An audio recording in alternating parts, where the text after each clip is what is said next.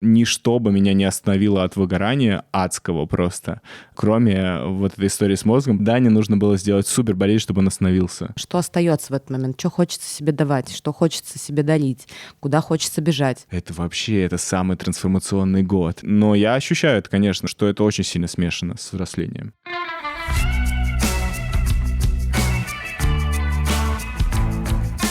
Привет, это подкаст «Радио Аня», и сегодня мы пригласили к нам в студию Даню Трубуна поговорить про достаточно такую тонкую и уязвимую тему, как рак, потому что Даня проходит как раз через болезнь, ему, кажется, есть чем поделиться.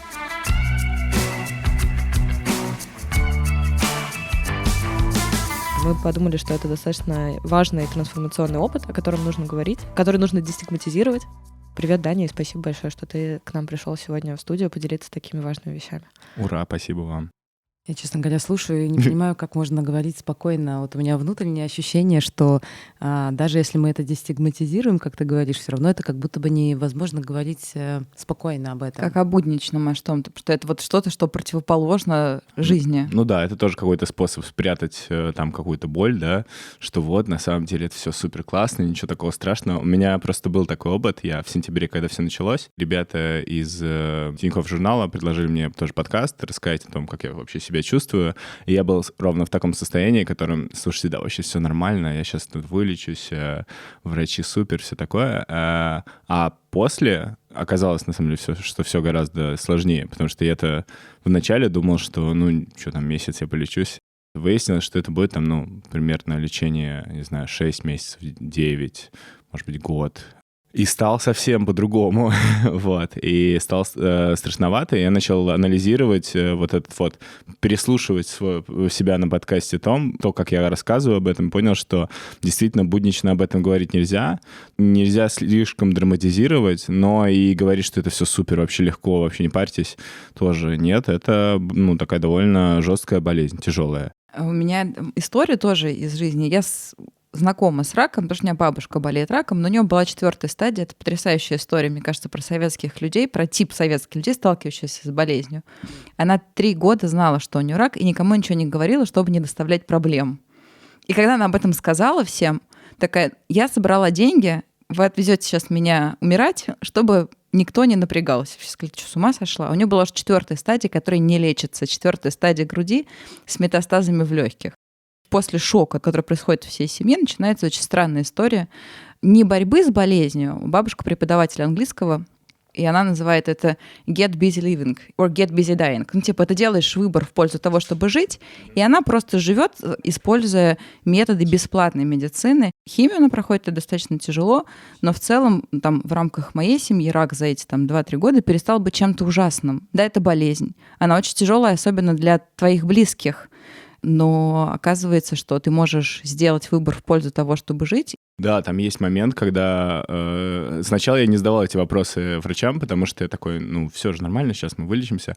А потом на 2-й химии прихожу к онкологу и говорю: так, мне нужно понять, во-первых, сколько я буду лечиться, потому что как будто бы это бесконечный процесс, мне просто каждые 4 недели я прихожу, мне говорят: вот вам таблетки, у вас все хорошо с анализами, опухоль, значит, в 1-й раз уменьшилась, во 2-й раз не уменьшилась, но и не увеличилась.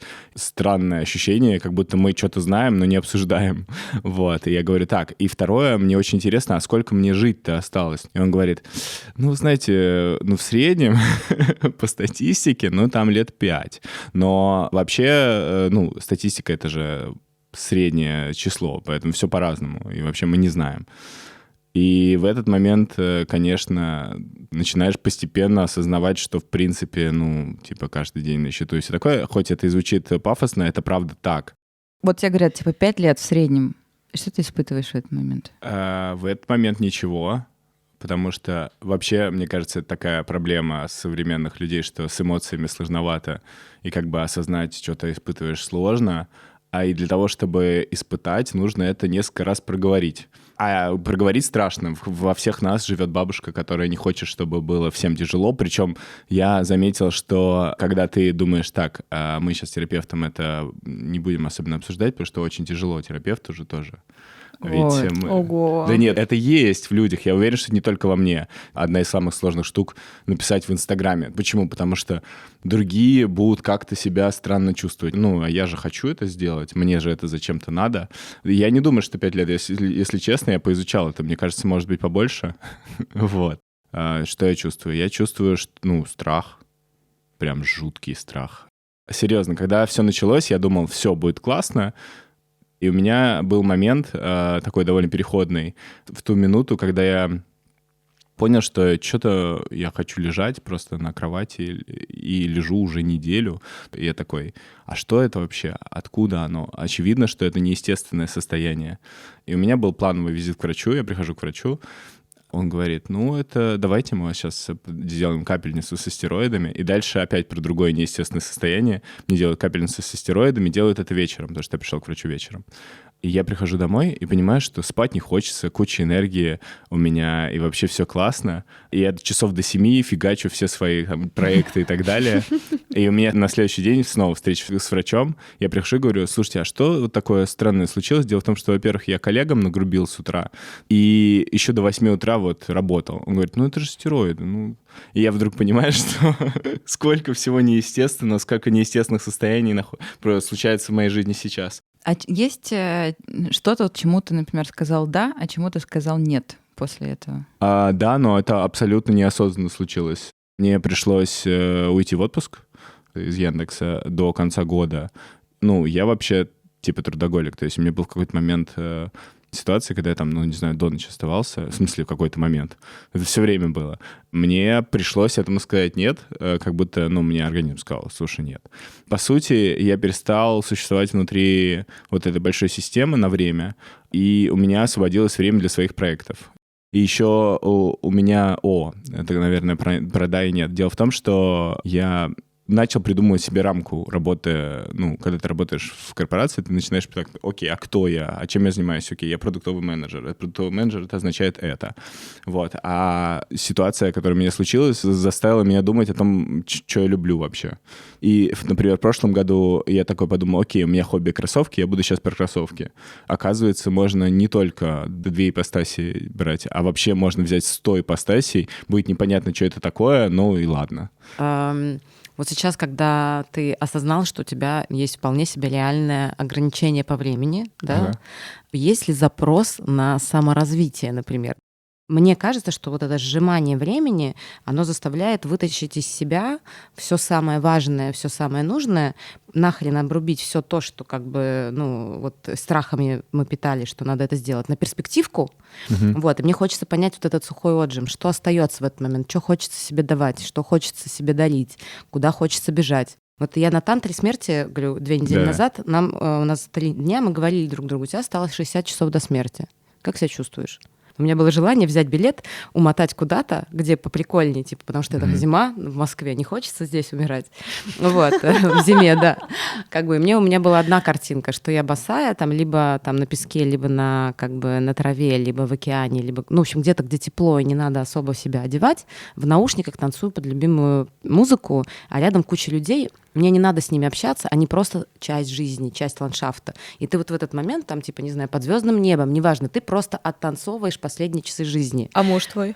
Многие говорили, что они хотят с близкими быть, а я понимала, что у меня почему-то было желание побыть с собой, потому что это первый и последний раз, когда мой дух поселился в это тело, и, соответственно, с ним и надо условно побыть. Мне интересно, на самом деле, чтобы каждый сказал. Я бы попробовала снять фильм или написать книгу для своего ребенка. То есть что-то, с чем она могла бы соприкасаться, то есть всю свою любовь, которая не додана за оставшиеся годы, попытаться уместить для маленького человека в каком-то одном культурном произведении. Культурном просто потому, что словесном, выраженном, символическом. Вау, сильно. Я думаю, что я бы провела эти последние часы в постели с человеком, которого я люблю. Я надеюсь, что оно будет. А если не будет? Если не будет, то я думаю, что я бы хотела бы оказаться где-то на прогулке в лесу и просто идти до конца, до того момента, когда я не смогу перестать идти. Меня восхищают все те, кто делает Last Show, как альбом Дэвида Боуи или Virgil. Ну, наверное, это очень похоже на то, что написать книгу для дочери. Просто когда нет, когда нет дочери, ты просто делаешь для человека какого-то. Меня бесконечно трогало, когда вышел альбом Боуи, потому что мне казалось, мы не знаем, как на самом деле, то есть это же тоже все придумки и так далее, и много кто-то говорит, что это не было intentional штукой, и он не специально делал такой альбом, но я не верю в это. Вот. И он все равно наполняется всеми этими смыслами, потому что автор умер буквально, и оставил это слушателю, и ты начинаешь все это понимать. Про что бы был твой альбом или что бы это было? Мне почему-то кажется, что это довольно странно про экологию, но я не знаю почему. Честно говоря, я так и не научился пока сортировать мусор. Из сортировки мусора у меня только 2 урны, а это уже не экологично. По сути, это значит, что я купил 2 урны и сделал менее экологичным мир. Но каким-то удивительным образом меня это занимает сейчас. Я вспомнил очень крутую историю сейчас про женщину, которая была каким-то председателем ВТБ. Ну, у нее, она узнала что скоро она умрет, и она помогла в высшей школе онкологии как-то, то есть сделала так, что туда пришли деньги. Это очень круто, но я бы делал не так. Я почему-то так не хочу делать, и я бы так, наверное, не смог сделать. Но я бы точно сделал какое-то произведение искусства, которое мне бы понравилось, не знаю. Мне очень зашла ее фраза, что она хотела продать свою жизнь подороже. Да, это красиво. Вот, это тоже финальное шоу. Last Show, она сделала его. Ну, я понимаю, что Last Show — это, конечно... говоря коучерскими терминами, это все ачивинг, да, последний. Или тщеславие — любимейший из моих грехов.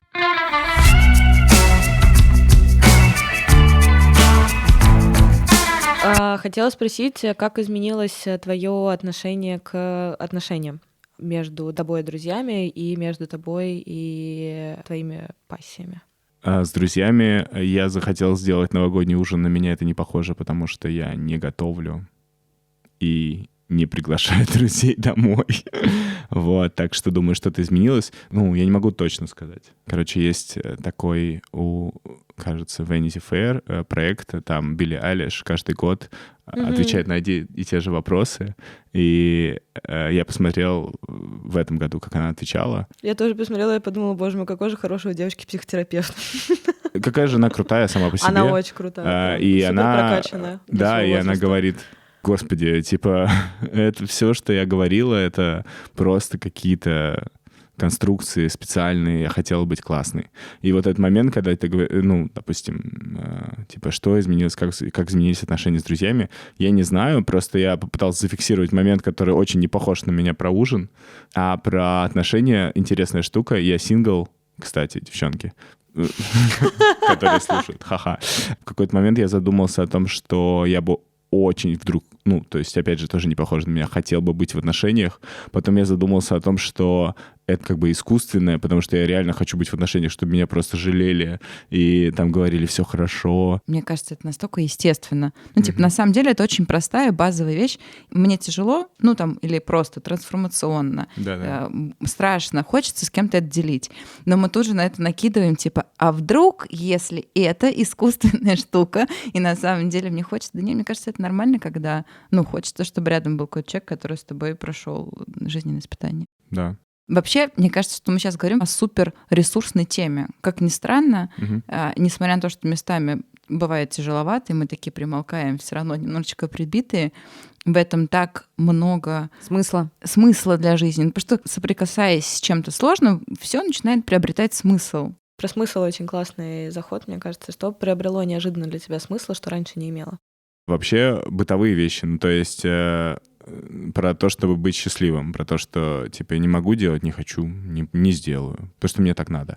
Или у меня был такой момент, я думал, лететь в Афины или нет, в Грецию, чтобы как-то отдохнуть, развеяться и так далее. И это было довольно интересно, потому что я до последнего не знал, и такой, ладно, я приеду в аэропорт, посмотрю, как. Взял минимально вещей, сумку какую-то просто, чтобы... я поехал, естественно, с друзьями на всякий случай. Это очень мило, на всякий случай взял с собой друзей. Во-первых, они меня пригласили, что очень круто. Мы как-то вместе собрались и втроем поехали, но все все равно ты не хочешь быть обузой, ты не хочешь, чтобы было тебе тяжело. Обычно я никогда не беру сумку, а беру чемодан, чтобы там как-то одеваться раз в день хорошо. Вот, и выясняется, что, во-первых, можно поехать с маленькой сумкой, а во-вторых, что, окей, аэропорт работает нормально, прошел аэропорт. Потом Афины очень клевый такой целебный опыт имели с точки зрения того, что я могу поехать куда угодно, и, по сути, это показатель здоровья. Люди болеют гораздо тяжелее, не только раком, чем угодно. И... Например, депрессией. Да, и отсутствием желания что-либо делать. Да, кстати, депрессия недооценена, в отличие от рака, который переоценен часто. Рак очень разный, и одно дело там 4-я стадия метастаза, а другое дело несколько миллиметров или там сантиметр опухоли где-то. Что мне стало важным? Важно ощущение бытового счастья. Можно еще про друзей? Я очень часто борюсь со своими друзьями в том, что когда твоему другу плохо, он как бы никому об этом не рассказывает. Ну, типа, я не хочу грузить. И меня это дико выносит. Потому что самое ценное, что есть между людьми, это близость. А близость, возможно, только тогда, когда ты рушишь стены. Когда ты приходишь и говоришь, смотри, мне очень паршиво. Сидишь, плачешь, размазываешь слюни, все что угодно, я не знаю там. И я не представляю свою жизнь без друзей, которые могут прийти ко мне в любом состоянии, абсолютно в любом, как бы тебе не было плохо или хорошо, и знание, что у меня есть люди, которым, что бы ни произошло в моей жизни, я буду принята, и мне никто никогда не скажет: прости, пожалуйста, но как бы я сейчас не могу, я не в ресурсе для того, чтобы помочь тебе справиться с твоей тяжелой там депрессивной болезнью или еще с чем-то. Знаете, у меня вот недавно как бы классную фразу на эту тему сказали по поводу вообще обмена. То есть я какое-то время назад линейно воспринимала отношения между как бы людьми в плане того, что ты даешь столько же, сколько получаешь с этим человеком или нет. А в какой-то момент мне очень как бы понравилась фраза про то, что у Вселенной закон немножко по-другому работает. Это не значит, что ты от этого же человека и получишь. То есть ты, по сути, запускаешь эти круги. Условно, я отдала Ане, Аня отдала тебе, ты отдал Ане, Аня отдала кому-то еще, а мне прилетело вообще от Пети. Условно. Очень как бы, здорово. да. Мне очень нравится эта как бы концепция. и задача в том, чтобы просто вот эти круги все время запускать. Вот этот как бы бумеранг. Мне кажется, здесь еще очень важный фактор благодарности, потому что благодарность — это, конечно, наша суперсила абсолютнейшая. Вообще, ну, я считаю искренне. Мне подруга один раз сказала вот фразу, что благодарность — это главная человеческая суперсила. 100%. Я вспомнила просто из жизни ведической женщины объяснение, почему женщины должны принимать подарки от мужчин, а мужчины должны дарить подарки женщинам, потому что мужчина, делая подарки женщинам, больше приобретает материальных благ. Только когда он дает, он может получить еще что-то сверху.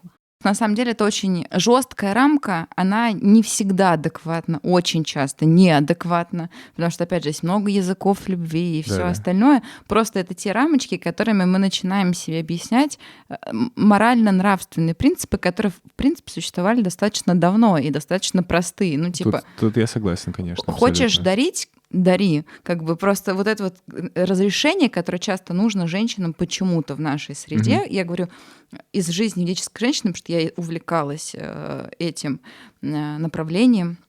Русская женщина очень плохо принимает подарки, очень плохо принимает энергии вообще в большинстве своем. Ей всегда немножечко стыдно, немножечко неловко. За что? И спасибо, почему мне говорите комплименты? Ой, за что мне такой подарок? И как бы вот как придумывается новый конструкт, который насаждается для того, чтобы разрешить ей это делать. Хотя, по сути... стыд вообще одной из самых главных конструкций вот в месте, где мы живем, на территории, на которой мы живем. И чувство вины. Да. И вот это вот стыд и вина, это же тоже про то, что я заболел не просто так, значит, я в чем-то виноват. Ты думал так? Ну, мне кажется, осознанно нет, но неосознанно ты написать пост в Инстаграме про это. Это что такое? Это почему-то стыдно.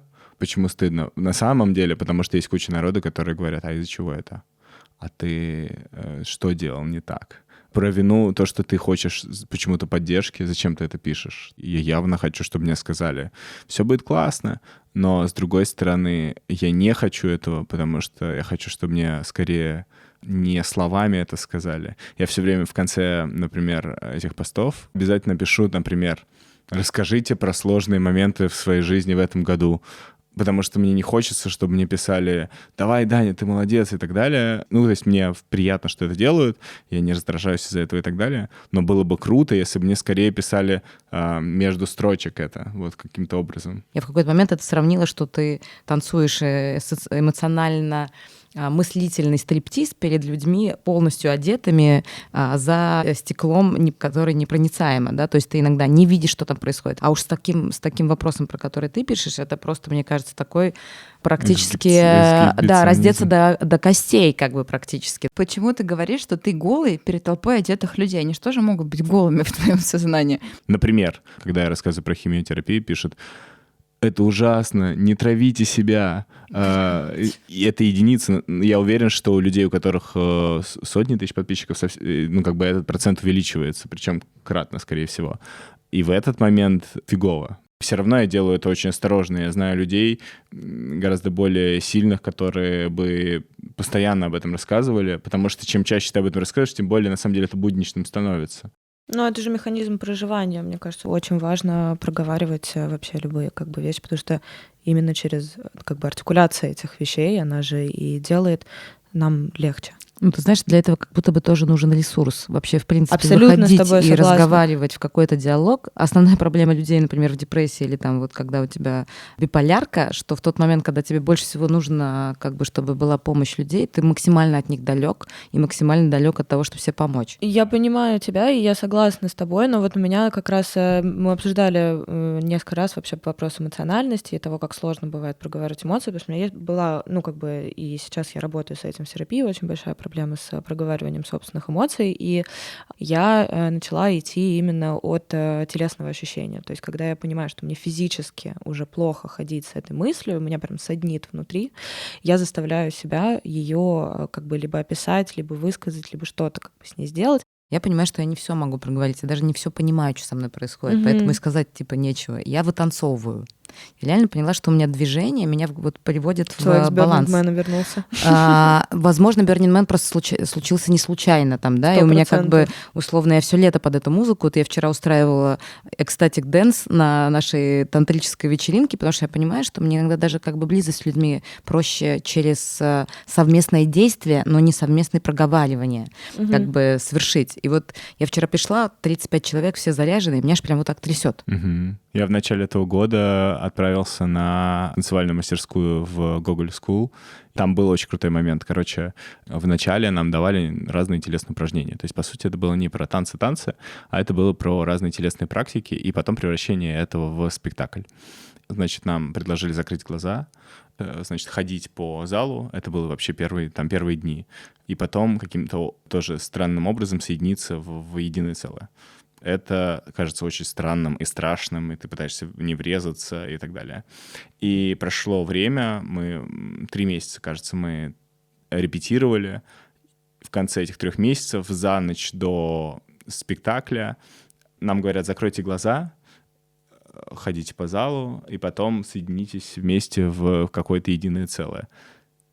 И мы это делаем абсолютно легко, и это просто какой-то невероятный очищающий опыт, потому что как будто мы действительно единое целое. Люди чувствуют друг друга, мы 3 месяца учились чувствовать друг друга, собирается в единый какой-то вот этот вот ком из людей. Это то, что, например, в обычной жизни, бытовой нашей, мы вообще не переживаем. Ты, наконец, понимаешь, как мало на самом деле просто в словах вот этой энергии и связи, которая есть, которая просто где-то там витает и так далее.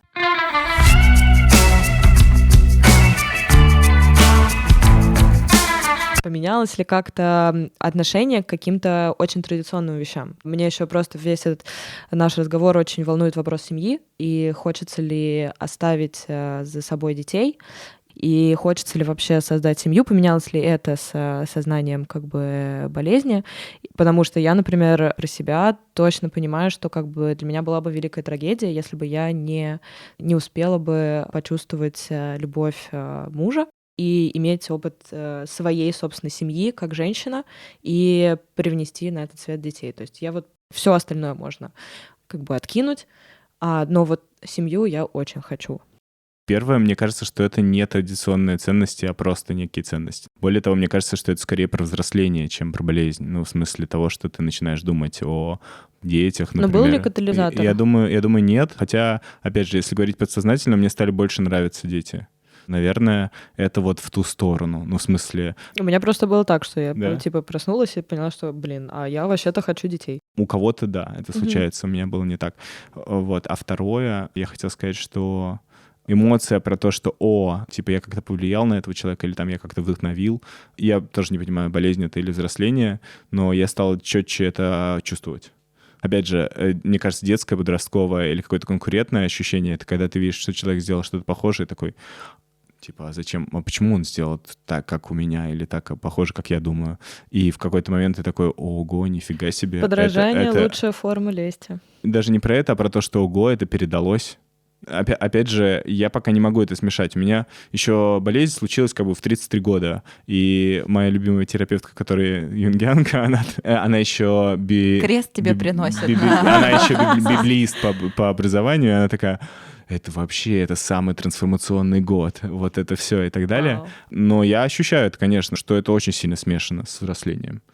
И интересно, что в голове. Мне кажется, что еще какая-то локализация, знаешь, типа, что у тебя, тебе нужно вот всю голову пересобрать, чтобы, не знаю. Я же обожаю архетипы, символы и так далее. И, конечно, и вообще мне кажется, что я мистик по натуре, при том, что я очень про практическое, опять же. Но при этом, конечно, то, что это в голове, это связано с мозгом, я это описываю про то, что ничто бы меня не остановило от выгорания адского просто, кроме вот этой истории с мозгом, потому что тут тебя даже не могут коллеги побеспокоить, потому что это типа супер болезнь. Дане нужно было сделать супер болезнь, чтобы он остановился. Очень клевый заход на вопрос, который у меня возник. Чувствуешь ли ты как бы некоторую отдельность и как ты ее проживаешь? Я офигел от того, сколько людей вокруг болеют. Это удивительно страшная статистика, если честно. То есть нам нужно привыкать, что увеличивается процент людей, которые болеют раком, и при этом, конечно, медицина там идет тоже не семимильными шагами. Мне очень помогло, когда я первый раз рассказал, сколько людей мне написали, что они болели. Причем даже в Яндексе. Это были твои близкие друзья, которых ты не знал? Нет, это были люди, которых я знал, и с которыми я даже пересекался по работе, и, например, был и есть, живет до сих пор, и все классно, парень, который, я в какой-то момент подумал, странно, он как-то похудел, вот, а он похудел, потому что у него там был, условно, рак желудка, и вот так. И, честно говоря, я не почувствовал своей отдельности, по крайней мере, пока. Очень многие не рассказывают об этом, потому что они как раз не являются публичными людьми, потому что, честно говоря, вообще рассказывать об этом нет особенно сил, когда ты в болезни и борешься с ней. Очень большое количество людей параллельно работают. То есть есть же такое ощущение, что вот рак — это человек без бровей и без волос, который лежит на койке и ничего не может сделать. Такое тоже, конечно, возможно, и таких людей тоже нужно их поддерживать, все будет хорошо, но даже выпадение волос — это не диагноз. Я был в барбершопе, у меня лучевая терапия, у меня волосы выпадали только в одном месте, там, сзади. И я рассказал об этом барберу, он просто очень испугался, но мне пришлось ему рассказать, что все хорошо, что это просто последствия лечения, а не болезни. Заканчивая тему про барбера, моя подруга, она очень красивая и болеет псориазом. Странная штука, которая не лечится. И она очень долго скрывала, потому что красивым девочкам непонятно красные пятна. А что такое псориаз? Это большие красные пятна по всему телу, которые чешутся и так далее. Это не смертельная болезнь, но она в какой-то момент призналась, а потом дала, образно говоря, дала инструкцию, как делать, потому что она говорит, мне там стыдно выходить в купальнике. А люди вообще, очень часто у них же очень все плохо с границами. Типа, к тебе могут подойти на пляж и сказать, ты что вообще лишайная такая? И она сказала, что вот мне было бы комфортно 2 типа поведения от незнакомых людей, чтобы они особо не обращали внимания и не пялились на тебя.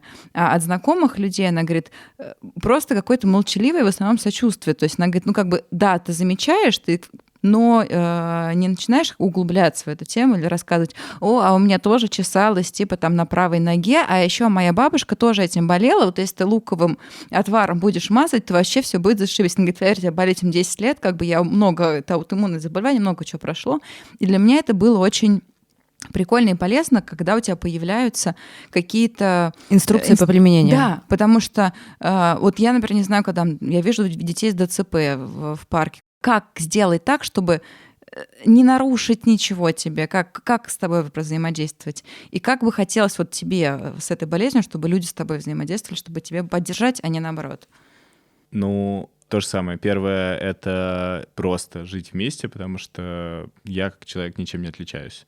Более того, у всех есть какие-то удивительные, страшные и не страшные, но судьбоносные истории в жизни. Вот. То есть никак не реагировать и так далее. А если хочется, потому что хочется, то спросить, можно ли об этом поговорить, или нужна ли тебе помощь и так далее. Я очень хреново разозлился на одного человека из благотворительного проекта, который предложил мне типа сделать арт про рак. И в какой-то момент мне пишет: слушай, я поспрашивал у друзей, вот есть такие врачи и так далее, и я не просил. А учитывая вот эту, ну, опять же, историю про то, что я думаю, что я сильный там и все такое, это еще и как будто бы угроза моей силе, что как будто бы кто-то считает, что он может... Ты не способен сам найти себе врачей. При этом человек ничего плохого в виду не имел. И кажется, что здесь самое главное с человеком, который какой-то вдруг стал другой для тебя, ну, не знаю, у него болезнь, или он изменился как-то невероятно, или еще что-нибудь, ну, просто непонятный стал для тебя. Это вот спросить, можно ли с тобой поговорить, быть, короче...